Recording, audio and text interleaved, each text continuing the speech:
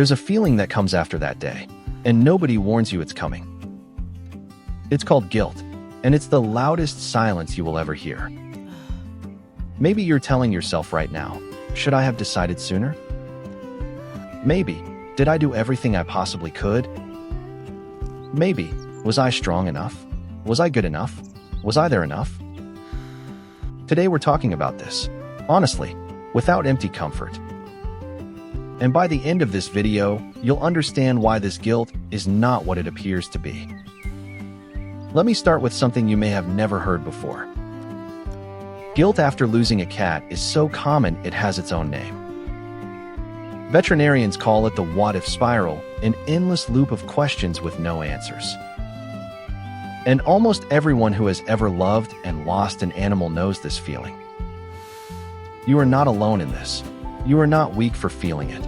You are not wrong for feeling it. You are a human being who loves, and that is the source of this pain. Now I want to tell you what guilt really is beneath the surface. Guilt is love with nowhere left to go. You had so much love for her, and now it's still there, that energy, with no place to land.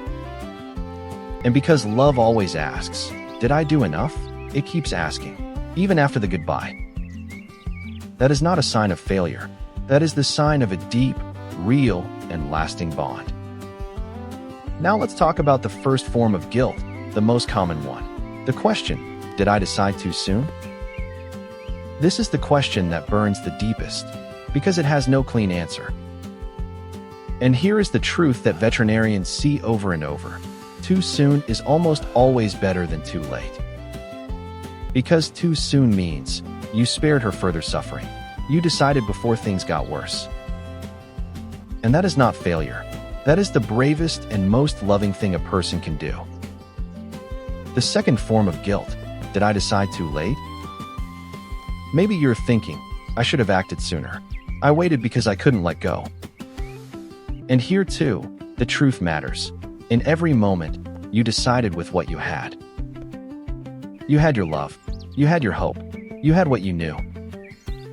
And you made your decision with what you had in that moment. That is all love ever asks. The third form of guilt, should I have done things differently? Different treatment? More money? More time? Here I want to say something important. You are not a doctor. You were her person.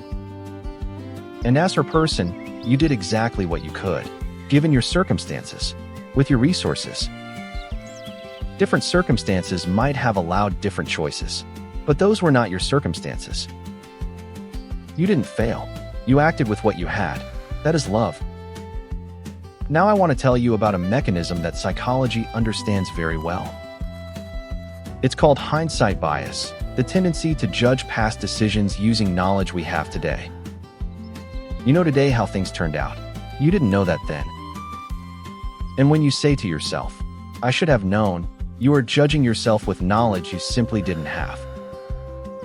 That is not fair, not to you, and it is not what she would ask of you. Because she would say, you loved me. That is the only thing that matters. I want to share something with you now that surprises many people when they hear it. Guilt is often strongest in those who acted with the most love. Why? Because love always demands more of itself. Because love always asks, was that enough?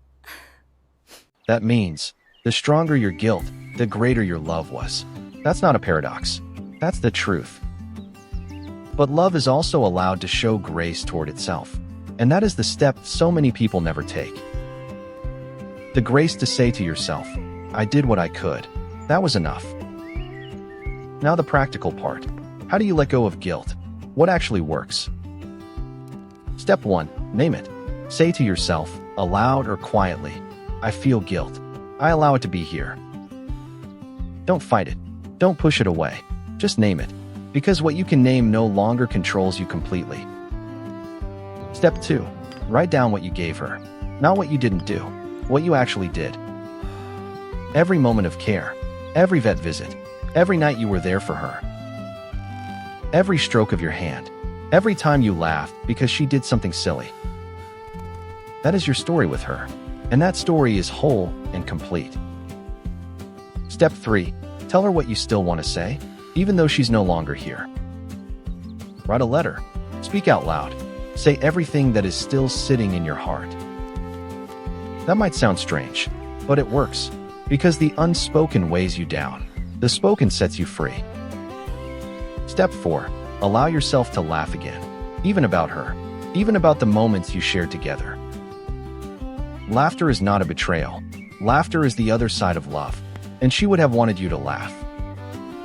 There's something else that needs to be said, about guilt that doesn't go away.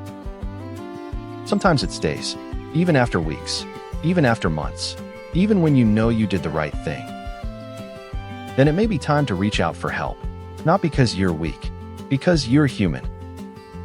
There are grief counselors who specialize in pet loss.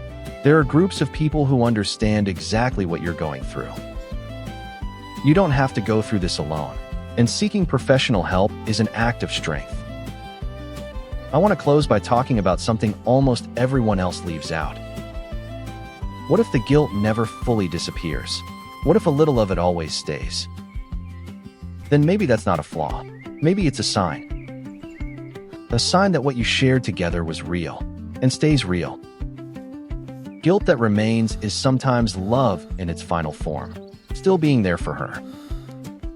And if that's what it is, then you're allowed to carry it, but lightly, not as a burden, as a witness. As a witness that you loved, deeply and truly and completely, and no one can take that from you. I want to leave you with one task today, just one. Tonight, write down one sentence, just one. The sentence, I gave her everything I had, and that was enough. Read it out loud, once, and then once more. Not because it feels true right away, but because it is true, and you need to hear it from yourself. When you're ready, write to us in the comments. What are you giving yourself after watching this video? We read everything. You are not alone in this experience. Share this video with someone who is struggling with guilt right now and doesn't know how to carry it.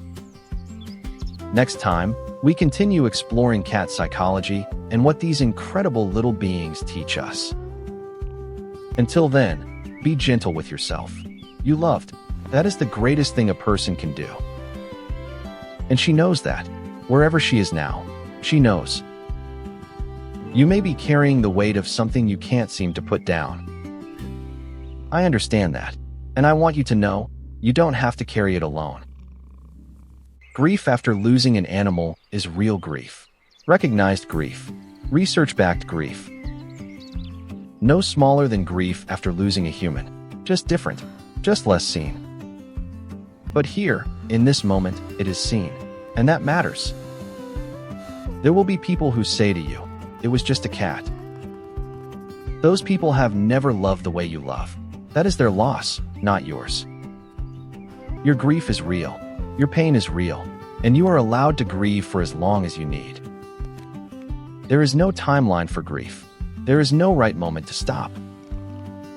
There is only your moment, and it will come when it comes, not before. What I want to leave you with, grief is not a tunnel with no end.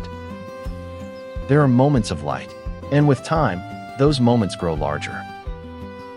Not because the pain shrinks, but because you grow, stronger, wiser. And one day you will think of her and smile, before the tears come. That is not betrayal. That is healing. That is love, transformed. Now I want to share one last thing with you. There's a study that showed people who cared lovingly for their animals until the very end. Even those who felt guilty showed higher resilience in grief recovery. That means the capacity to love and carry responsibility also carries you through loss. You are stronger than you believe, because you love the way you love. And that will carry you, today, tomorrow, even when it doesn't feel that way yet. She loved you, unconditionally, and she still does, in everything she left behind inside you. Thank you for listening all the way to the end. That takes courage. And if you're crying right now, that's okay. More than okay. That is love, looking for a way out. Let it out. Cry. feel everything, and then breathe through it. Because after that, you'll still be here. And that is exactly what she would have wanted. I want to touch on one more important thing, your body. Grief doesn't only live in your mind. It shows up in your body. Exhaustion, headaches, trouble sleeping, loss of appetite. These are not weaknesses. These are physical responses to real loss. Take care of your body. Drink water. Sleep when you can. Eat, even when you're not hungry. Not because everything will be fine, but because you need your body to get through this. And you will get through this. I promise you that. One last thought, when the time comes and you're ready.